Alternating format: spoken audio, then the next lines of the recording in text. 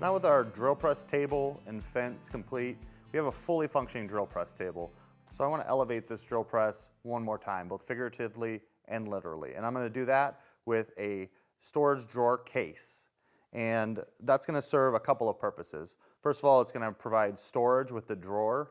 And on the back, there's going to be a pocket for dust collection. And then the third thing that it's going to do that's kind of a bonus is it's going to raise up the table and add a little bit more clearance for that crank handle on the back.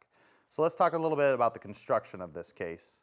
It's mostly tongue and groove or tongue and dado construction. And to do that, I started by cutting a 1/4 inch groove on the bottom of the sides and back. I used a 1/4 inch dado blade at the table saw, spaced it so that the top of the groove is flush with the thickness of the plywood for the bottom. The next step is to cut a rabbet on the back of the sides here so it'll fit around the back of my cabinet, and I don't need to change the setup of the table saw at all for that. I just grabbed my miter gauge and made a few passes on the back to create that rabbet. So the next step is to create the dado for my partition. And to do that, I just moved the fence over and made a couple passes with that 1/4 inch blade until I had a dado that fit my partition. Then I can create this rabbet that will house the top of this case.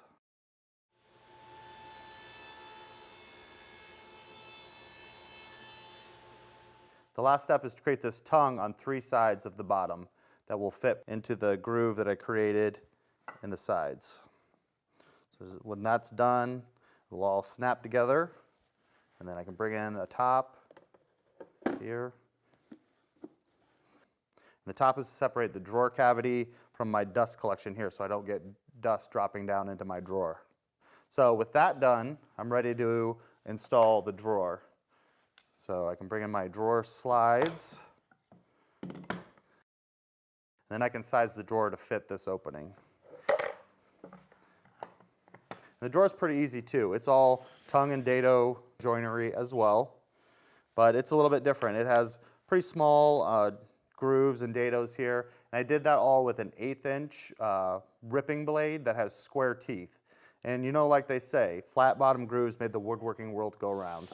So I created grooves on the bottom and then on the ends of the sides, and then a small rabbet that creates the tongue on the front and back. So let's see, we'll get the 1/8 inch bottom in there. This will all snap together pretty easily.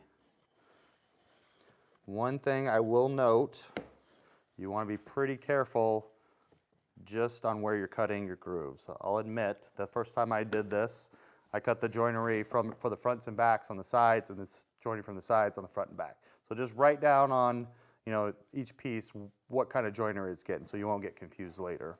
So when that's all snapped together, it's going to fit perfectly in there, and you'll have your top, so that can all get glued up. But before I do any glue up, there's a couple more things I want to do at the drill press. So most stock drill press tables will have these through slots in them, and I'm going to use those to attach my drawer case. So I've got a standard bolt here, and I would just bolt right up through and to a T-bolt that's in the bottom of my case. So to locate those holes, I've got my dry assembled case here. I'm kind of going to flush it out on the sides and the back. This drill press table is actually a little bit larger than a lot of drill press tables, so I've actually made a little bit larger case than what you'd find in the plans to fit my particular drill press table. So you might want to check the size of your drill press table before you start cutting parts and assembling, and adjust accordingly. So once that's there, I'll come to the bottom and draw some lines through those slots to locate them. And I can flip it over. Show you there, I've got them pre-marked out. I've also put a little dot kind of centered in there where I want my bolt. And I actually want to counter bore for the T-nuts from the other side, so I'm going to take a tiny drill bit and drill through there just to mark my location from the other side. So once I have those located, I'm going to take it apart, and then I'm going to use a large Forstner bit to make a shallow counter bore for the top of my T-nut and then I'll drill a through hole in the center for the body of the T-nut.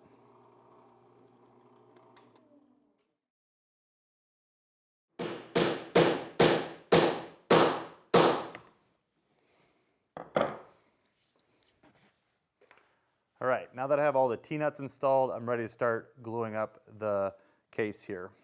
Just also want to point out that I've drilled the hole for the exhaust port, and just to help locate it, I drew an X here in the center, so I know I'm not going to drill that from the outside and then hit one of my partitions or the bottom there. It's just a little helpful tip. Another tip I want to point out is you want to drill that hole small enough so nobody's going to shoot a photon torpedo into your exhaust port, because that would lead to catastrophic failure. So now with that done, I'm ready to start the glue up. So, get my glue out. We're not going to need a lot of glue here because we have a pretty good joint that's going to help it hold together, and we don't want to let it squeeze out. So we'll get that in there and kind of spread it around a little bit, trying not to get any on the inside of the case. Start by getting the back on first, because that will just be flush with the edges.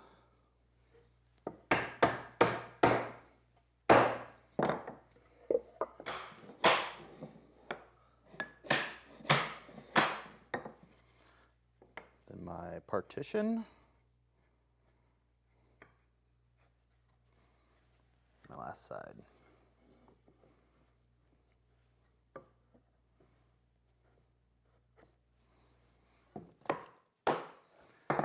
All right, now I'm just going to grab a couple clamps to hold this in place. All right, while that dries, I can glue my drawer up and start installing.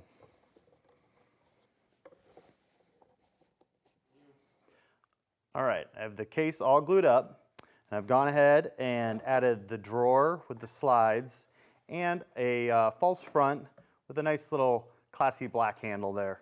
So I'm ready to get this case installed onto the drill press table. So I'm gonna first add the top cap here, and that'll keep the dust out of my drawer. And I'm just gonna pin this on here.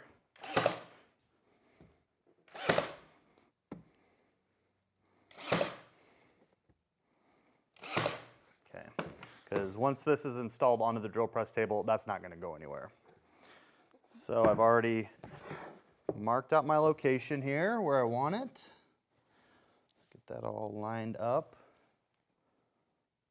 All right, I'm just going to use some really long screws here, pre-drilled through the sides. I'm just going to go right into the table.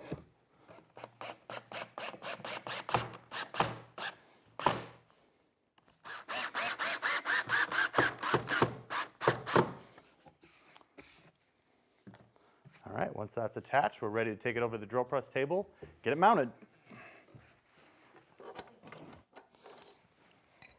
All right, I've got the drill press table with the drawer case mounted to the drill press. Now we can take a look, see how the dust collection is going to work. So you can see here, the top of the drawer box is going to create a small pocket underneath of the insert plate, and will lead back to this channel and go out the exhaust port for the shop vac.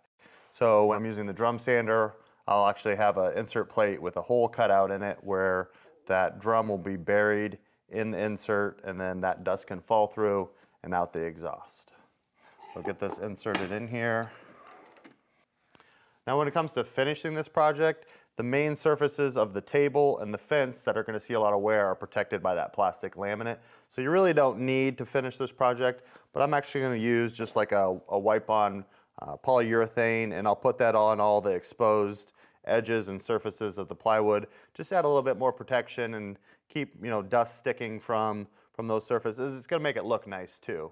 So after I get all that finished, I'm going to have a really nice drill press table that's going to last a long time too. If you want to find the plans for this project, you can find them at woodsmithplans.com.